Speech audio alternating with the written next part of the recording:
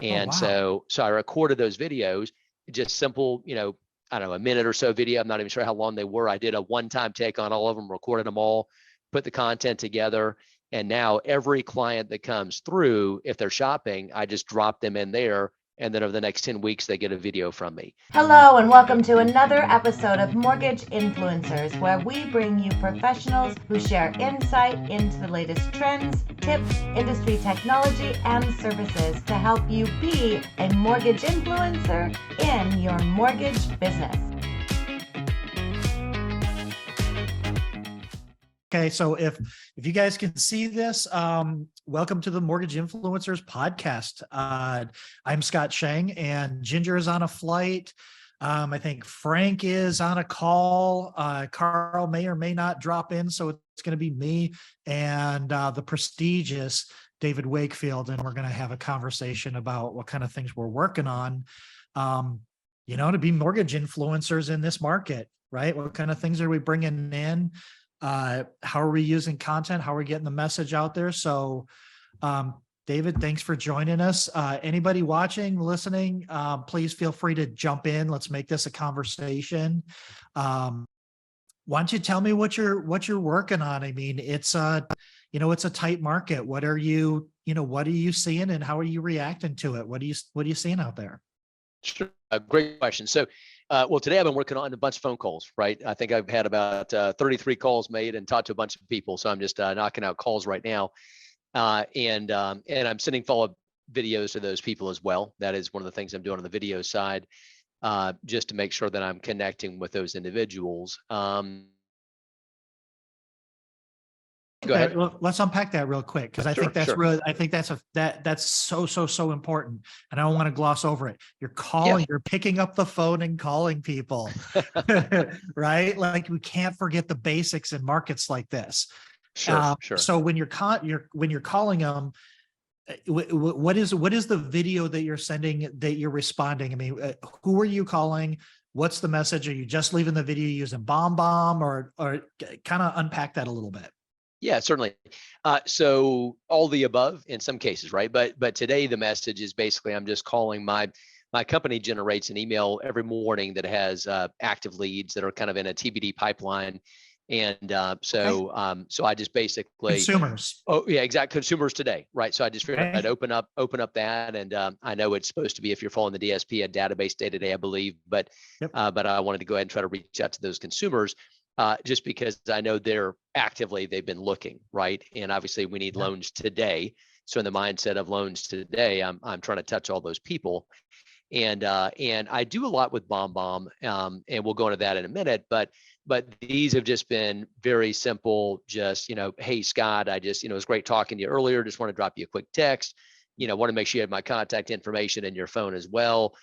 Whenever you're ready, I'm here for you, kind of a thing, right? So there's so much to be said about being in front of people continuously, and not just letting the automatic technology do its thing and expect they're gonna drop into your lap, right? So it's all about creating activity. I'm so glad you said that. I was at a mortgage conference in Nashville last 2 days. A friend of ours, Tim Davis, down in Nashville, Tennessee, and I did a presentation on specifically that. This market today, there are some loans in there, and we will get those loans, but most of the people that are in the market today kind of have to be. This is the time to build your influence. This is the time to build your database, because whoever has the most engaged database when the market shifts is going to win. We kind of talk about, oh, this isn't 2008. This isn't 2008 because it wasn't the same reason. But I don't know if you were, I believe you were in the market in 2008. Oh yeah. Yep. This part of the business feels a lot like 2008. There's a lot of uncertainty out there. There's a lot of questions. You think we're confused about what's going on a day-to-day basis, and we're mortgage professionals, right? Real estate agents don't know what's going on. Consumers have no clue on what's going on. So the fact that you're out there talking to them, in that relationship. So, and you're keeping them in your database. So when something shifts in their favor, if it hits the headline news that rates went down 0.25%, I don't think you're going to have enough arms to pick up phone calls to answer Sure. those calls. Oh yeah. So, yeah. So are you sending a bomb video as a follow-up if you contact them or if you don't contact them? When do you decide to do that? Well, and let me, I'm going to back up real quick and address Yeah. the 2008 timeline. So yes, I was in the business, closed my first loan the day I graduated from college, May 5th of 1995, as a matter of fact, which coincidentally will be the day my son graduates from college next year, May 5th. So this is definitely not your first rodeo. You went through the tech boom and everything. Oh yeah, went through it all. And I will say there was that stretch where literally, I don't think I made hardly a dime for 6 months, but I was working 12 to 14-hour days. And I made, in the second half of that year, I made as much as I did the entire year before, just because I was doubling down on the activity and the phone calls, and people were dropping out of the business, and I was kind of the last man standing. I was the guy there in front of people. Now that was much lower tech. That was nothing but phone calls then. But that's kind of, if you can make the turn, for those that are struggling out there, stay top mind aware, stay in front of people, and you'll certainly be able to generate that activity. In regards to bomb videos, what I'm doing on those is, for right now, again, the calls that I made today, I'm just recording a quick video and dropping a quick text to those guys, video text, just to follow up the conversation. I do bomb, and something that I had looked at yesterday, I was showing a coworker. I've created automations in bomb, and I don't know if you're familiar with those or if you've ever done those before. I'm sure there's lots of other platforms that do it, but bomb has an option to create an automation in there. So what I did in COVID, I created a 10 video series of what are the 10 steps to buy a house. And so I recorded those videos, just simple, I don't know, a minute or so video. I'm not even sure how long they were. I did a one-time take on all of them, recorded them all, put the content together. And now every client that comes through, if they're shopping, I just drop them in there. And then over the next 10 weeks, they get a video from me. So it goes out like clockwork. So I've had 7,200 videos or something go out, I think, in total, that have gone through, through the system, 700 and some people, and, times 10, right? So, well, the great thing about bomb is there's no prep or anything. I mean, that's literally just flipping it on. That's like flipping on your phone or quick webcam and, hey, just want to say thanks. That's a really, really smart idea. Did you, do you find that you get engagement like at a certain period during that 10-week thing? Like, do they really start to respond after like 5 or 6 weeks, or have you noticed any patterns like that at all? It's really tough to say because everyone's in a different stage, right? So I mean, there are people, I'm dropping people in that are credit challenged. I'm dropping people in that are just kicking the tires. I mean, so everybody's kind of going in, but of course, how it works with bomb. I mean, I've got some, messages today, Joseph is in week 7, right? He just watched the 7th step kind of a thing. And, so I get those notifications, and in a perfect world, I would be following back up strategically once those people start viewing those videos as well. I'm not quite as efficient as that at this point, but I see the activity, and I can go back and I can certainly track and respond to those individuals. But I'm constantly in front of them that way, and that's been something, I think, speaking to your top mind aware, right? As the market shifts, 100%. If I'm the guy in front of them, there's a pretty good chance I'll get that phone call. And consumers don't want to be hounded right now, but they want to be reminded that you're there if they need you. Sure, right. Exactly. And have you kind of noticed the conversation shifting towards, well, just keep me informed of what's going on in the market, or when I might be able to buy, or when my options can change. Are you getting those kinds of conversations now where people are saying, man, I appreciate you following up. Will you keep in touch with me and kind of let me know when there's an opportunity? Sure. Yeah, I am. And a lot of that is, well, gosh, hey, the rates are so high, I don't want to do anything right yet. And then of course, if there's a window, if they can buy, then I shift into, well, why you should buy now. Right. But, and a lot of times those people maybe aren't ready. I mean, I just talked to one earlier. She's got to file her taxes, right, in order to have enough income because she's self-employed. So I talked to her, made a note in my CRM, dropped her a quick follow-up video, sent her a text from my text software, and then scheduled a text to go out early January. Hey, don't forget, once you get those taxes filed, let's reconnect on your home purchase. We can certainly have you into something before May when your lease is up. So set it and forget it. So I spent an extra 30 seconds to type that text and schedule it out. Now that's gonna roll out, because I'd forget it otherwise. I'd get sidetracked or busy in something else. So now that'll happen automatically for us. Well, that's your future pipeline, right? Like that's those are all your future loans. So and that's brilliant. It's not just putting it on the calendar, get that's called scheduled. So that's what you're doing with consumers right now. You're calling them no matter what, that you had some sort of inquiry with them. You're going through, you're calling them, you're sending bomb videos, you're showing them your face, you're letting them know, I've been doing this. I know I look like a gorgeous young man, but I've been in the business for 30 years. I'm here to help hold your hand through this whole thing. What are you doing with your referral partners right now? Sure, doing something similar? I am. So just trying to be consistent with those phone calls. I went through and pulled my list of referrals so far this year. Okay. And I tracked back on the recommendation of my coach, and I had 86 different referral agents, realtors send me deals this year. Okay. So I created that list, and I started working back, trying to contact those people to set appointments to get in front of them. And basically, looking at which ones have been the most generous, givers, right, and the people that have given the most leads, trying to get them signed up in my BombBomb. I'm sorry, not my BombBomb, my HomeBot, and that's a whole other conversation. I don't know if we want to go into that now or not, but I'm getting agents pulled into that, the ones that are in my fan club, basically. So. No, yeah, I love the fact that you said fan club, because that's really what this is. I mean, that's kind of the point of what we're talking about here, is being an influencer. I do want to talk about HomeBot, because I had a lot of these conversations right now. And I think markets like this, especially for agents, anything you can do to help agents kind of help them a little bit through this market. And I think HomeBot is amazing for that, because we can argue, and we know all real estate is regional. So prices are cooling. I'd say maybe they're going sideways.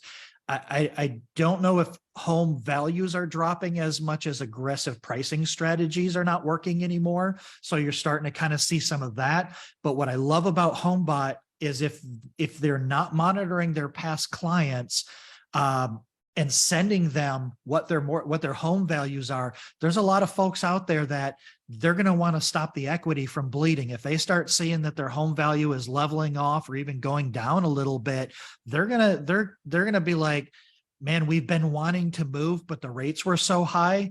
But that rate's not anything compared to the $20,000 in equity that I lost in the last 90 days. Right. So I think a tool like HomeBot, and you as a originator, giving them that tool so that they can find that. How are you presenting and how are you pitching? Are you finding that the agents are more open to using tools like that right now? Yeah, I am, and it's one of those things where I, just simply met with an agent the other day, and I had done a presentation for a group of agents, and it's a team that now is working with me, which is great. So I brought them into the fold, per se, and I did this presentation for that team, and then I happened to meet with another agent, so I already had it kind of queued up, and in that I had some slides of HomeBot. Yep. And I showed her, I'm like, look at the activity. I've had, whatever, 700 and some, people look at things, and it tracks everything in there. And look, this person wants a CMA, and this, so of course I'm going to refer them back to the agent that sent them to me, and so on and so forth. So they were super excited. And the realtors that are the true professionals, there's a separation happening in the market right now. And the ones that are the ones are the onesie twosies, they did 4, 5, 6 deals last year. Those guys are starving in a lot of cases now, because the deals aren't falling out of the trees. The true professionals, the ones that operate truly as a business, are doing okay. They're working hard just like we are, right? But they're finding those deals. a lot of those people have coaches. Their coaches are telling them, you gotta plug it into your database, hard and fast, basically, and make sure you're giving them something of value, not just the email with the post, telling you to make a pumpkin pie or something like that. Right. So right. Anyway, so I talked to one agent. She was just giddy, and I put her on there maybe 2 weeks ago, and the agent team were getting their database put together, so we're going to get them rolled in, and a few other agents. It's I like the mindset of adopting their database and then being that go-to person. So HomeBot's a very powerful tool. I don't think I'm utilizing it as full as to its full extent by any means, but I'm trying to tap into it and use it as much as I can. So. Yeah. No, I used it the same way, and we sponsored maybe about 35 agents, and so we were co-branded on 18,000 of those digests for the agents that were going out every month.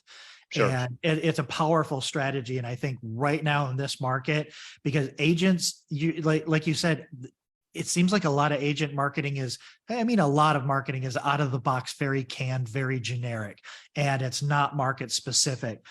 The other cool thing that I like about BombBomb is you have the ability to do one-time blast, a video broadcast to your entire database.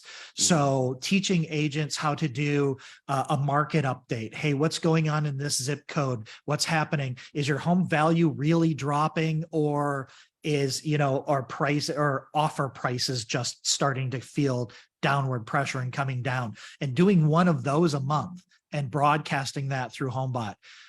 So that's really cool. So you're leveraging technology and tools that are designed to help you deepen your relationships with your referral partners. Correct. And then I'm also doing, I'm toying around, and I'm a novice 100%, but, toying around with Facebook Reels and YouTube Shorts and things like that, so I've been popping those out, and I did one today on bankruptcy, and what I'm doing with that, you'd mentioned at the beginning of the call talking about content, and, as people come up with questions, I'll make a note, hey, that's a good one, one-to-many concept. So I'm going to take that, and so I recorded a quick video on, here are the wait periods for Chapter 7 bankruptcy, with all the agencies. And so I just dropped that out. We'll see if we get traction. It's interesting on some of the reels I've put out. I've had some that have gotten 200 and some views, and some that have gotten 4,000 views, and I don't know what I don't know the formula, but I'm just putting it out there, and then hoping it finds its way in front of the right people. And I wasn't doing anything with them, and then started figuring it makes sense to store them on YouTube.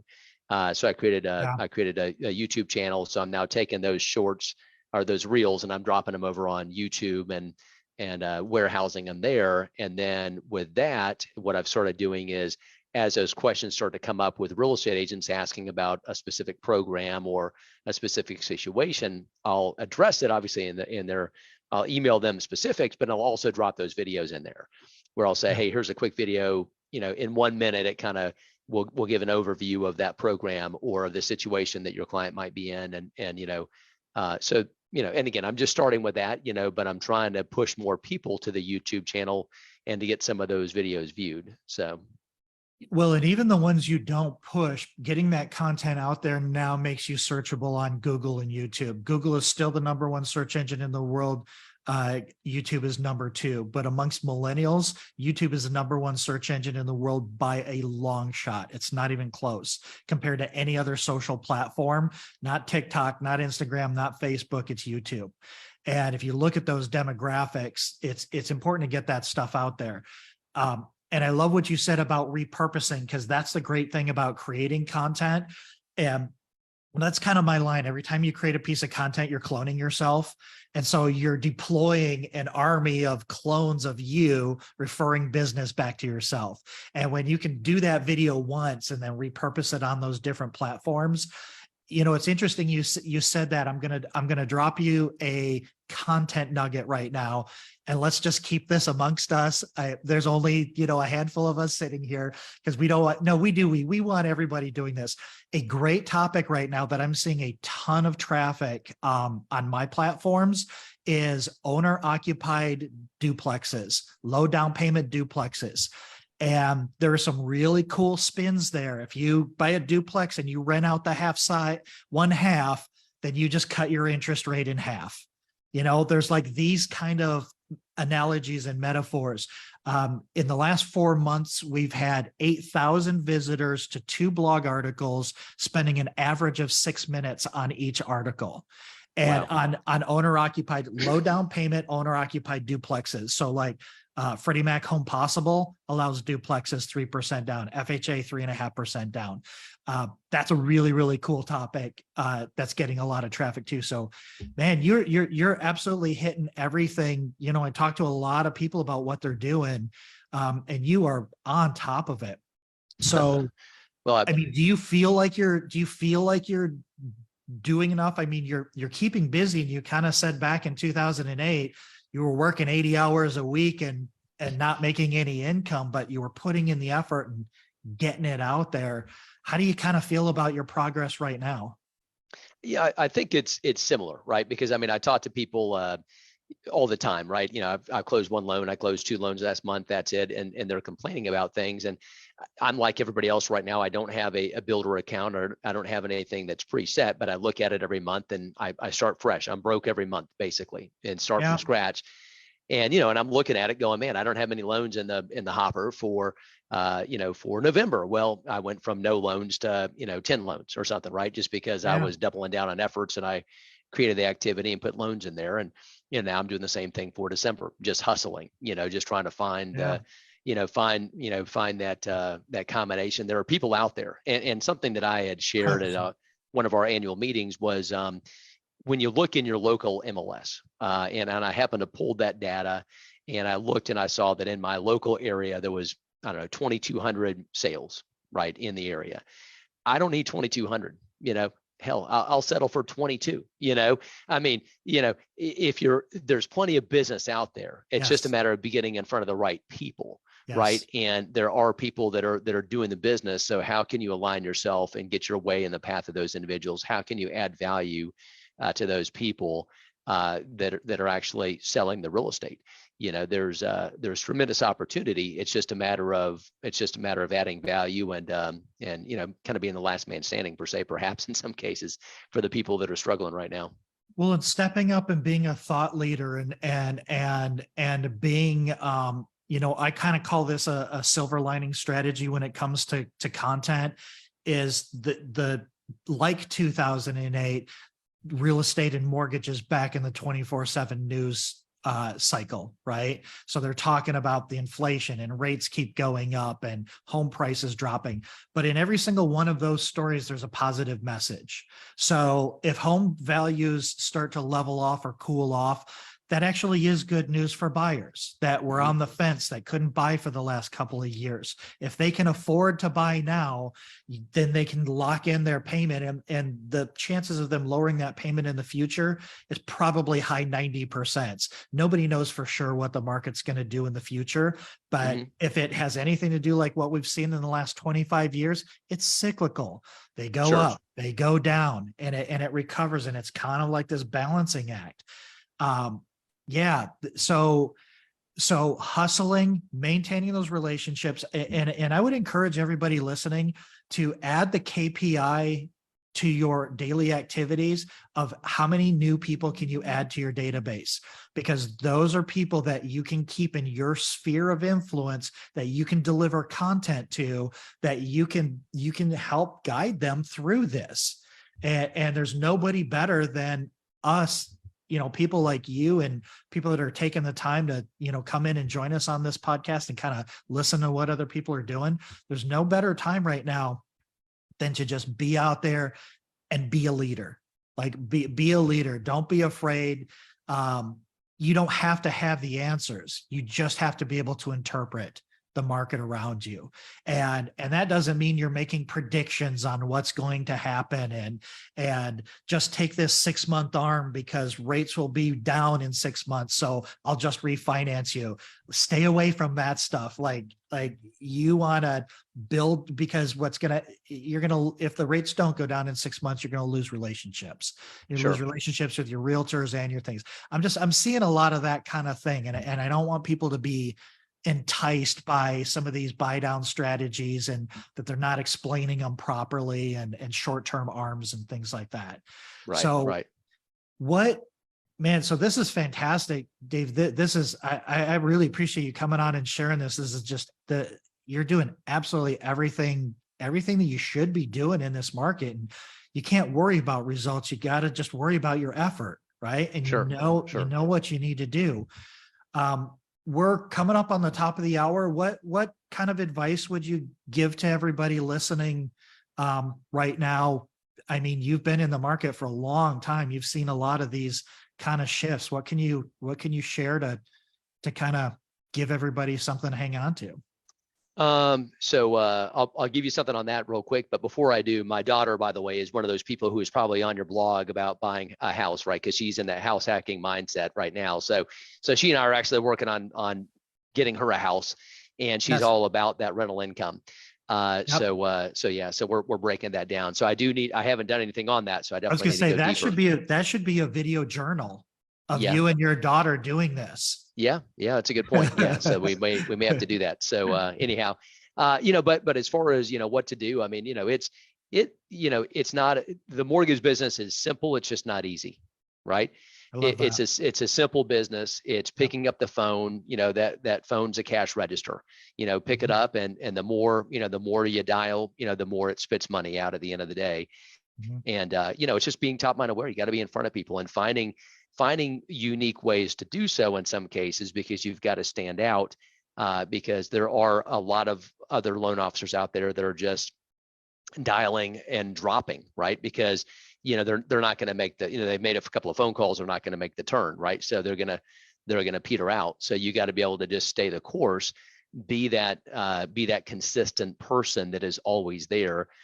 Even if you have to refer a client somewhere else, I can't help them with this certain product. Hey, Scott's got the answer over there. I'm going to connect you with Scott.